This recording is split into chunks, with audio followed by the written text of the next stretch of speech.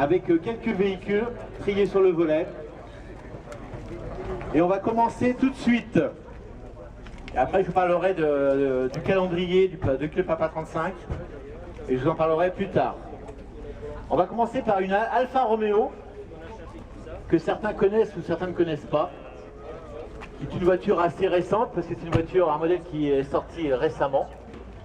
Et ça fait plaisir d'en voir une aux 7 ans d'Apigné parce que je pense que c'est une voiture qui risque de devenir mythique.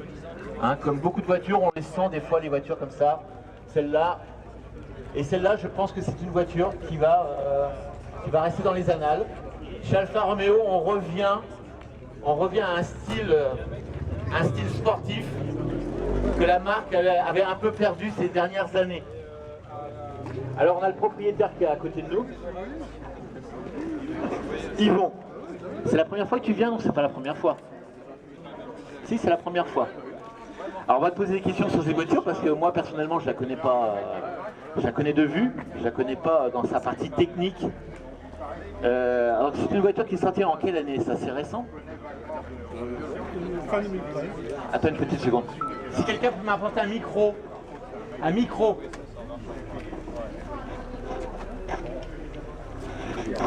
J'ai un rendez-vous. Au revoir. Mais bon, On va parler comme ça. ouais. En attendant. Donc cette voiture elle est sortie en quelle année? Fin 2013. Fin 2013. Donc elle n'a pas un an encore. Celle-là, là,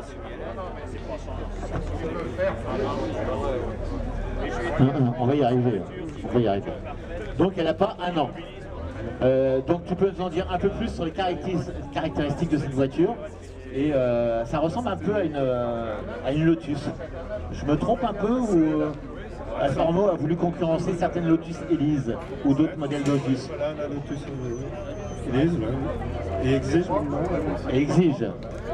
Donc toi, tu l'as acheté neuf, bien sûr. Mais on n'en trouve pas encore sur le marché de l'occasion, ou alors c'est tout à fait récent. C'est plus cher que neuf en occasion. C'est plus cher que neuf en occasion, c'est vrai? Oui, si on peut faire une plus-value. Ouais, c'est vrai que on fait l'essai il y a quelques années avec les Ferrari. Les délais étaient tellement longs pour les Ferrari qu'en occasion, elles se vendaient plus cher qu'en neuf. Donc celle-ci, ça vaut combien? Je parle déjà, je mets les pieds dans le plat tout de suite. 64 000 euros. 64 000 euros. Ok. Neuf. Et donc d'occasion, ça peut monter plus. 70, 80 000. Ok. 80 000, d'accord. Donc cette voiture, c'est un moteur central. Centrale arrière. Centrale arrière, qui ne doit pas peser bien lourd, je pense. Le véhicule, 895 kg. 895 kilos. Ah ouais, moins d'une tonne, aujourd'hui c'est pas facile de faire des voitures sportives avec un certain confort, moins d'une tonne. C'est quoi comme moteur alors, cette voiture? C'est un moteur Alfa Romeo? Moteur Alfa Romeo, 1742 cm3. Ouais. Turbo? Et la puissance? 240 chevaux. 240 chevaux pour un peu plus de 800 kilos. Ouais. 350. Ouais, pour 900 kilos on va dire. Et 350 Nm. On parle de couple beaucoup maintenant, hein. C'est vrai que c'est très important le couple.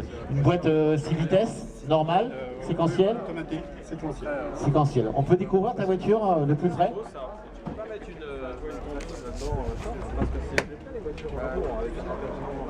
Vous aimez le public, ce genre de voiture?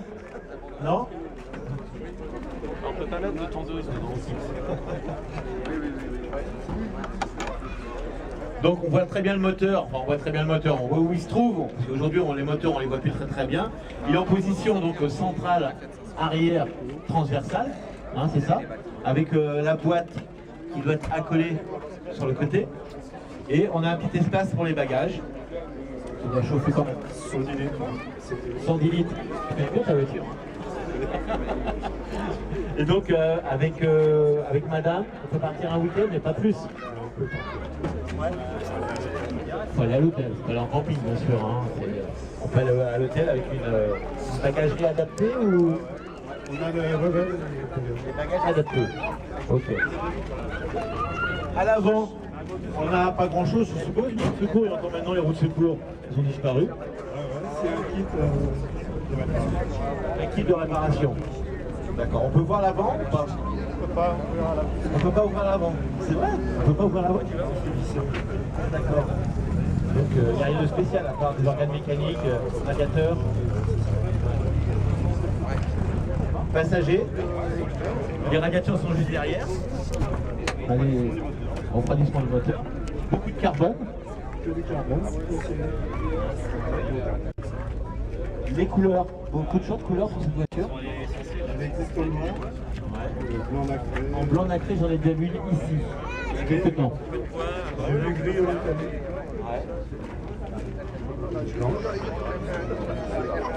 Ça reste un coupé, c'est pas un découvrable. Le toit ne s'enlève pas. Pas de version speeder par exemple. Ça viendra peut-être, mais je pense que ça viendra peut-être. Ce type de voiture, ils sont obligés de sortir une version speeder. Il y en a qui sont accros à ça.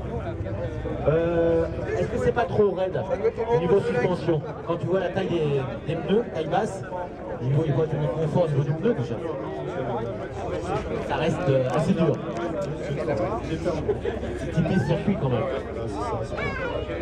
Toi tu as acheté ça pourquoi? Pour te promener? Pour faire du circuit aussi.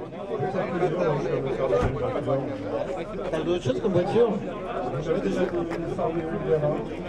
Ah oui, d'accord. C'est typé Alfa Romeo, toi. T'es accro à la marque italienne. Alors comment tu trouves Alfa Romeo pendant quelques années, ils se sont un peu perdus, enfin bon, déjà une vingtaine d'années. Aujourd'hui on redécouvre un peu Alfa Romeo, ils sont revenus à des produits plus à leur image, je pense. Hein. Moi, je me rappelle des Alpha des années 60-70 qui étaient des vrais Alpha pour moi, et après dans les années 80 ils sont un peu paumés quoi, dans leur gamme. Là, c'est vrai que c'est une très belle moto. Non. Une grosse concurrente pour les Lotus. Pour les Porsche aussi, je pense. Non, peut-être pas. Ah non, c'est pas pour ça que j'en parle. Porsche Boxster, Ouais, ou Caïman. Une Alpha 4C. Parce que je note à chaque fois ce qui est présent. Une voiture comme ça, donc tu m'as dit c'est des boîtes. C'est une boîte classique. Non, c'est au volant. Au volant, donc les manettes sont au volant, tu montes les vitesses et tu les descends. Hein, d'ailleurs, Alfa Romeo a été un des premiers à adapter ça sur les voitures de série, je crois, il y a quelques années. Et il y a un certain confort quand même. On n'est pas dans une Lotus Elise. On n'est pas dans une Lotus Elise qui est assez dépouillée. Pardon. Et je trouve que la voiture est assez bien finie.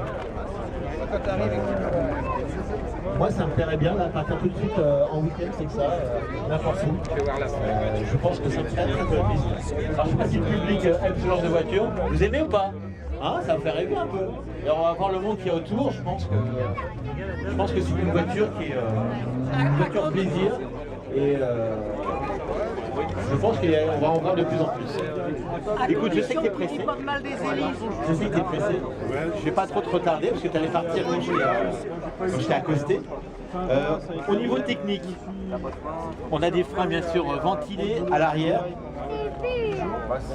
Qu'est-ce qu'on peut dire d'autre sur cette voiture? Est-ce qu'il y a des assistances électroniques de conduite?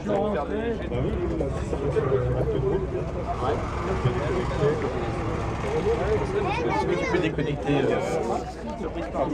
Tu peux déconnecter quoi sur la voiture? En fait, il passe en mode RS. Donc RS c'est quoi? C'est une suspension? Ça parle quoi? Donc il y a quand même pas mal d'électronique dessus. Bon. Je vais te laisser repartir avec ton épouse. Vous pouvez l'applaudir.